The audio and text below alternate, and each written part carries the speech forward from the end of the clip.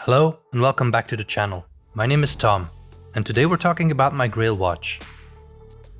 Over the past months I had the pleasure to have been handling some of Mr. Watchley's timepieces, and every single one of them could probably be considered a Grail watch for most of us. And when I say Grail, I really mean Grail.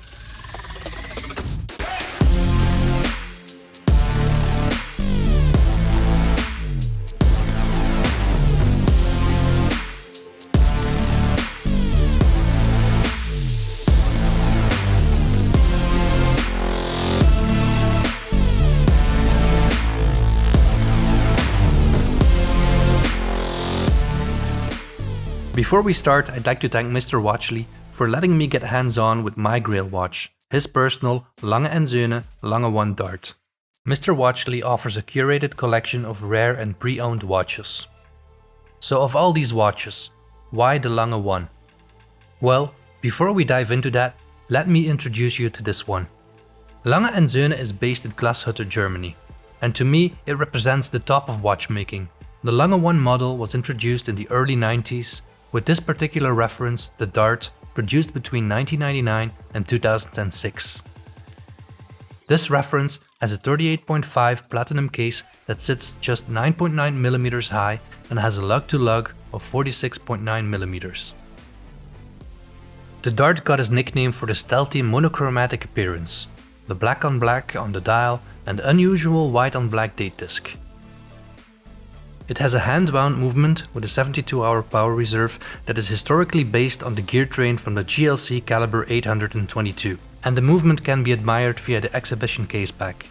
It's beautifully decorated. The hand-engraved balance cock, the perlage on the base plate, the Glashütte waves that run across the three-quarter plate, almost as iconic as the watch design itself. But what I wanted to talk to you about is the dial. Now bear with me, because while the Lange One dial might look a bit weird at first, that is because it doesn't bring you the usual symmetry we find on the dials that we are used to. Yet the Lange One has perhaps the most geometric harmony of any watch out there. Let me explain. The elements of the watch look to be placed a bit random across the dial. We have the off-center hour display, the second sub-dial at the bottom right, the huge date window on the top right, the power reserve seemingly floating in the middle, and loads of text wrapping around the dial. But I assure you, nothing is random with this watch. It's only when you start paying attention to the details that you start to see what's going on. And maybe it's my background in photography that explains why I'm attracted to this watch so much. In photography, to help composition, we are often taught the rule of thirds, making a photograph more powerful when subjects are placed on those cross lines, or just by filling a third of the image and use negative spacing on the remaining 2/3. Or rules like the golden ratio, where the off-center spiral is where your view is drawn to, and when subconsciously your view spirals out, you notice what is happening around or not happening around it. It can be applied in historic paintings, or even in the simplest of photography. Well, the same rule of thirds can be applied to all the elements on the dial of the Lange One. If you apply this grid to the dial, it's easy to discover how the elements are laid out on the grid and how everything aligns.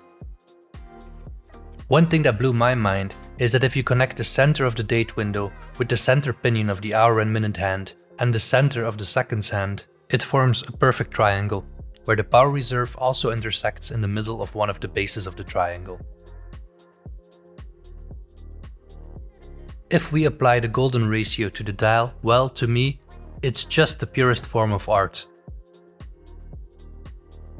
And I don't want to sound like ID guy too much, but I would also compare it to Leonardo da Vinci's Vitruvian Man. There is so much to discuss about this watch, from the gorgeous finishing to the craftsmanship that went into it, or the many different variations and complications that exist. Yet the design of the dial alone is what makes me a Lange fanboy. So this is my Grail watch, and one that I will never own. To me, a Grail watch is something that shouldn't be within reach, something that keeps you dreaming. I also realized that this type of dress watch doesn't even fit my style, and yet to me, this is what watchmaking is about, and this is the watch that I would gladly own above all other hype brands and models. What does a Grail watch represent for you, and what is your absolute Grail? Let me know in the comments or come find me on Instagram. That's it for another video. I hope you enjoyed it. Please hit that like and subscribe button if you did, and I hope to see you in the next one.